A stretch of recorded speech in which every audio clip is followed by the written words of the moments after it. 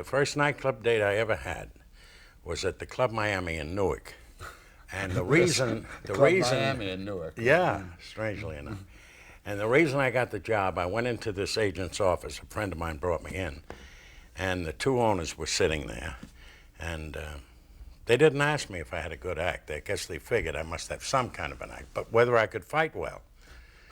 And our instructions were, if we heard a glass crash out at the bar, the band would go into Happy Days Are Here Again. We would go to some location in the joint where we had the leg of a chair and go out to the bar to see that the disturbance was quieted right away. You probably heard about Galento. Two-Ton Tony Galento? Yeah. It was about, we were doing a 3 o'clock show, 3 o'clock in the morning. And I had had a couple of quarts, and I was telling some jokes, and he kept yelling out things, all kinds of things. Was he heavyweight champ then? No, he was a bouncer at the Mirror Club or something. But I didn't know him. But he was fighting. He was going to fight for the championship. That had been lined up already, but I didn't know him. And he kept going, and I said, ladies and gentlemen, I'll be back in a moment. I said, you, come on. We go outside. I was taking my coat off. The next thing I remember, I was downstairs in the cellar next to the furnace, and guys were giving me this thing. And I said to the owner, I said, who the hell was that? Because I usually do pretty good. He says, that's Tony Galento. He's going to fight for the world champion. I said, well, why didn't you tell me? He said, no, you're a wise guy. You can lick everybody. And that was very bad. I was very careful after that. And then I went to work at the 18 Club. And the 18 Club was the club in New York. You weren't allowed to do an act. It was all ad-lib. And every star in Hollywood was there every night. And Winchell and Lyons and all the big columnists. And I was doubling between there and the Queen's Terrace. So I did the first show one night at the 18 Club, went to do the first show at the Queen's Terrace, came back, and Freddie Lamb said, you've just been signed for pictures. Warner had been in the audience for the first show. And I thought he was kidding me, but he wasn't. I never saw Warner in my life. Later on I did. And I played these pictures, and there was no chance of doing any jokes. So then I came back to New York. I went to work at Slapsy Maxie's, and that was a good place for me because we did scenes, and I like to do scenes. But that shot on the DuMont network was really and truly the beginning of the Honeymooners. Strange thing, yeah, but strange thing about the first show I did, and also the first time I appeared as the paid master of ceremonies in the Halsey Theater, some seltzer had gotten on the stage. And suddenly it hit my mind to walk through the seltzer slide and fall down there, and that's why they hired me steadily. Now, the same thing happened on DuMont. I was doing a sketch where I was walking into a check room, and the door got stuck. The sketch was terrible, but once the door got stuck... It legitimately got stuck. Yeah, and I had to climb out and call for a hammer and all of that stuff. It turned out to be a big thing. So it was luck. You were speaking about luck before. It was luck with the seltzer at the Folly and the Halsey, and it was luck with this door getting stuck at DuMont. The characters were funny. The people liked them. Once you get an audience to like the characters and something you're doing, you're 2/3 of the way home. And people could identify with the Honeymooners. How much of the success was due to Norton? I say 90%. I'll give him 90%. He's just great. He was wonderful. And I never had to worry about him. I never had to worry about Audrey. She was sensational. They were, and they're really fine actors. You've seen Art. Art won an Academy Award. Audrey Meadows did a show on public television called Last Summer or something, and she was just wonderful. Did you have scripts for those shows? Oh, yes. We did one when we didn't have a script. I walked in about 6:30 at night, and they gave me the script, and I said, this is terrible. The guy said, we're going on in an hour and a half. I said, well, it's all right. I said, Pert Kelton was was Alice then. I said, Pert, Art, and I'll go over to my apartment and we'll write a little sketch. So we went over to the apartment, and I sat Pert down at the typewriter. She was going to type. So she typed Honeymooners, and we sat, and I said, maybe we're going to have a little drink to roll this thing. And we had a couple of more drinks, still didn't get anything done. I said, look, we know the Honeymooners.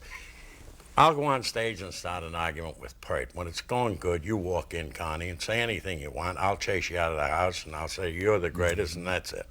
And we did it. And I thought that that was it. We were sure to be thrown off the air. And the guy from Nescafe came up in the dressing room. He says, that's the best Honeymooners you've done up to now. So I just looked at her, at Art and at Pert. It was one of those things. But your show was notorious for being absolutely chaotic. Well, I don't know if it was chaotic because the results weren't chaotic. No, there was so not. there must have been a method. Everything that led up to actually going on the air was a madhouse, I'm told. Well, I couldn't rehearse. I hated to rehearse. It was my thought that if you rehearsed, you got stale. And I knew that I'd have to run through it at least once for the rest of the cast. And when they knew that there weren't going to be any extenuating rehearsals, they knew their lines. They knew there was no fooling around. And they learned their lines, and they also learned to take one rehearsal and have it be adequate. And the result turned out to be the proper one. Audrey Meadows, who thinks you're the greatest in every way, says she was pretty much reduced to tears, though, preparing for that show just about every time. At first. But then she could have fought Prima Canara, and done the show. She became that kind of a performer, and she was proud of that. Was it fun? Or were you scared, or was it work, or did you hate it, or what? Never scared. It was work up until the lights went on and the show began. Then it was fun. And after the show, if we were fortunate to come out even, it was even happier. Almost all the characters in that show, not just within the Honeymooners, but I mean all the characters you played of the poor soul and Reggie Van Gleason, everybody you played was a victim. Except Reggie. Well, he made a victim of everyone. He was like all wealthy jerks. He treated his mother poorly. He insulted his father every chance he could get. But he himself was a pathetic figure. Well, if you look at him and say, if he thinks that's fun, he was pathetic, but he liked to drink. And he was like all alcoholics. He combed his hair straight. He had no time to fluff it up. He wore tails because he thought that was the uniform that he had most fun in. And he liked girls, and he spent money, and he makes U-turns in the Holland Tunnel, and he does all the crazy things. And strangely enough, the audience could recognize and go along with a guy like that. They would like to be like that sometime, maybe for a week. A guy who just ran over everybody, had all the money he wanted to spend, did what he wanted. The only thing that Reggie felt bad about were hangovers. That was his big problem. Did you ever know a Reggie Van Gleason? I knew a guy almost like Reggie. As a matter of fact, I had a fight with him. He insulted somebody I was with, and I said, come on. So we were at the Copa, and he got outside, and he said, well, let's go up to the park. So I said, all right. So we went up to the park, and we started a fight, and he made the remark, I'll never forget. He said, not so fast. And that was Reggie. But other than that, the characters you did play, the characters you created, were kind of victims, all of them. Well, the poor soul was certainly a victim. He's the guy that always turned the other cheek, and at the end of the sketch, he was either embarrassed, humiliated, or lost his girlfriend, or something, or arrested, or something happened to him. But Fenwick Babbitt was like the poor soul. He took it for a while, and then he was the worm that turned. He would get even with everyone. So they weren't all victims. He was very much a Chaplin-esque kind of character. Fenwick? No, the poor soul. I don't think so. He didn't have the aggressiveness that Chaplin displayed in his pictures. Chaplin would think nothing of throwing a baby in the oven or hitting a guy over the head with a cane. Well, that would be the furthest from the poor soul's activities. How would Chaplin have done on television, supposing We were discussing even your age? We were discussing that one night with a couple other comics, and we didn't think that he could come up with the material every week. The fact that he'd make a picture every 2 years. As Okie told me one time, Okie was in The Great Dictator with him. Okie would drive up to the studio and Chaplin would be standing on the steps and he'd wave Okie on. He didn't feel like working that day. Or he didn't have the next scene that he wanted to have. And in television, you can't do, you got to go on whether you're dead. You have to go on. And I don't think that Chaplin would have enjoyed working under those conditions. In many ways, Ralph Kramden was the forerunner for Archie Bunker. I mean, in many ways, they're the same guy. Well, O'Connor sent me a letter one time saying, I know I'm doing a lot of things that you did. And I sent him a letter back saying, I wish I'd done all the things you're doing. But it was the first attempt, I guess, to make the lives of working class people funny, certainly on television. And it's a good idea. A bus driver, a lot of people can identify with a guy who's working like that. And Norton, of course, in the sewer, that's always good for a laugh. But how much of that apartment that the Kramdens lived in was drawn from your own That's practically home? the exact same thing. To what extent did the network try and influence the show, the substance of the show? They didn't. They didn't try to, because I innately knew that I didn't want any smut on the show. It had to be straight, and as I said, no sexual innuendo. They let me do what I wanted, and that happened because at DuMont, the first show they started to direct me, and the guy was telling me how to move. And I said, look, I'm only here for 2 weeks. I'm going to do it my way. If you don't want that, send me home. But if I'm going to flop, I'm going to flop through my own aegis. And they went, the first week they went along with me and they found out I knew what I was doing. So they never bothered me again. And when I went to CBS, it was the same thing. I would select the orchestra and the music that was to be played. And of course, people that heard this or read it in the newspaper said, oh, he must be beautiful. But you have to do that. You have to do a show that enhances the star. And not only do the other performers want you to be enhanced, because they'll lose their job if you're not good. So they're very willing to go along with it. It's something even beyond ego.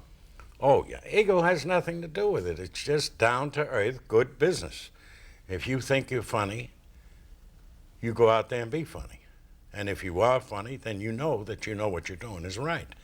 If you're not funny, nothing will help you. No smut, no suggestiveness. Right. Just about every comedy show left on television now pretty much lives on that formula. Absolutely, because it's easy to write. The Honeymooners were tough to write. The sketches were tough to write. Because I wouldn't do anything that couldn't happen for real. Even Reggie, as wild as he was, what he did, a guy like him would do. And they were tough to write. We had... Why, are you in a certain way prudish? As far as my appeal to an audience, I think so. But not in private life. So I've heard. But great deal of sexual innuendo is connected with my private life. You made a movie with Richard Pryor. You've seen these other young, very popular, Eddie Murphy, Aykroyd, these other people. They make you laugh? Richard Pryor does. Richard Pryor is truly a very good comedian. He's a good writer. He has all the moves. And that's how you tell if a comic's good. You can tell when he's up on the screen or on the stage if he's making the right moves. But the others? Flip Wilson is a great sketch comedian. Makes all the right moves. But some of these other young guys who pretty much rely on sexual situations or jokes or whatever. Or four-letter words. Yeah. They make you laugh? No. The sheriff you play in Smokey and the Bandit is really, that's a total departure for Jackie Gleason. It is. Almost unrecognizable as Jackie Gleason. That's what I meant it to be. First of all, I got a pencil mustache for a sheriff, a southern sheriff with a pencil mustache.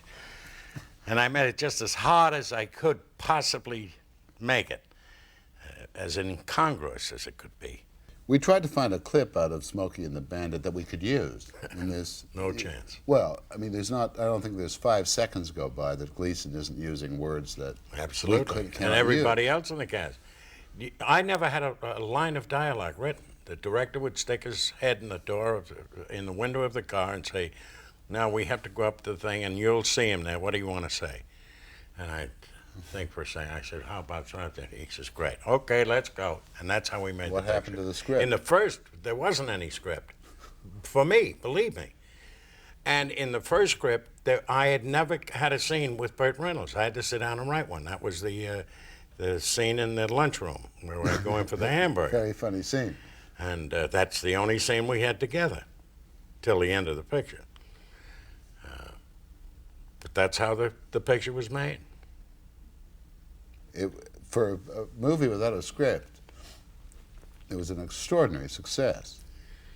The first time I ever saw an audience stand up and applaud when the picture was over. And I couldn't understand it. They're applauding. Well, it was not a critic's. It was a carefree picture that didn't pay any attention to anything. Its sole purpose was make you feel good, and it did. You chose to do a lot of work that television comedians don't do. I mean, the great ones, whether it's Lucy or Bob Hope and all of these people. You chose to be all kinds of things. Well, I realized a serious actor, a not so serious actor, but how come? Well, for instance, when I had the idea to put the show together, when we moved to CBS, or even on DuMont, I realized that no guy is rich enough to come out as himself every week and entertain an audience. I knew I needed characters to do that, so there'd be a variety. And it's the same thing with my career. If I just did comedy, so I just did comedy. You don't become any kind of special celebrity just doing one thing. And I knew that I liked dramatic work. I like writing plays and television shows. So I did. And I was fortunate enough to be successful at it. How much acting was involved in Hustler for you? Quite a lot, you know. I was between 2 heavyweights. I was between Newman and the other guy. Scott. Scott. And they're awful good. And if you don't want to look like a wimp, you better wind up and throw a couple. So you had to act in self-defense. But the role, that particular role, did that come easier than most? Only the pool shooting. The rest was an acting job. Did you make all your own shots in that picture? Oh, yeah. Yeah. Do you find Bob Hope funny? Yes. When he does his I don't think he's too good a scene comic, although he does them and the audience likes him doing them. But he is what I'd call the all-American comedian. He is what people think. Is that a compliment? Yes, it is. He is what people think as a clean-cut, nice guy getting up there, telling jokes and making them laugh. And he is the epitome of that. And I went on the next week, and I apologized. That, incidentally, was the first show I ever did with the cup. I knew it would sound like sour grapes if I didn't make it funny, so I had the girl walk out just before the program started with a bottle of J&B, and she poured it in the cup, and the audience knew what was in there. And I came out and took a sip and went, oh, and we were off. So I had a right to apologize then. And I told them how terrible it was, and how could I possibly think it was funny, and I'm embarrassed, and I apologize, and oh. And they laughed. And from that show, we kept going with an interview show. They said, well, if you can do that without anybody alongside of you, maybe it'd be even better with someone else. You couldn't exist at Toots Shor's unless you had a few bombs during the day. But I never drank on show day. What was Toots Shor's then? Really a club? Toots Shor's was the corner candy store that you hung out in when you were a kid. But this one was for adults. Everybody knew each other. Most everyone was a friend of the other. They would defend you to the death. If somebody said something about you and you weren't around, they would take care of the guy who made the remark. It was a great place. It was conviviality, friendship, fun. I couldn't wait to get there for lunch. There'd be DiMaggio, Mantle, Considine, Caniff, Cannon. All those guys were all sitting at the same table, and they are witty guys. And you'd laugh from the beginning of lunch. I'd get there at 11 o'clock before the joint was open and had a few warm-ups at the bar, and I wouldn't leave until 4:30 in the afternoon, go home, take a shower, get dressed, and back for dinner. And the same guys were there, and the same fun was going on. It was one of the fun times of my life. But the fun, a lot of the fun was to get the others, wasn't it? Oh, you needled everyone. My whole life was devoted to doing something to Toots every day, getting him into some kind of trouble that everybody could laugh at.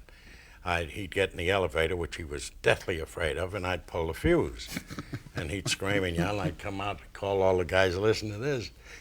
And I'd, of course, have to leave. I'd put the fuse back and get out because he knew I did it. But he never held a grudge.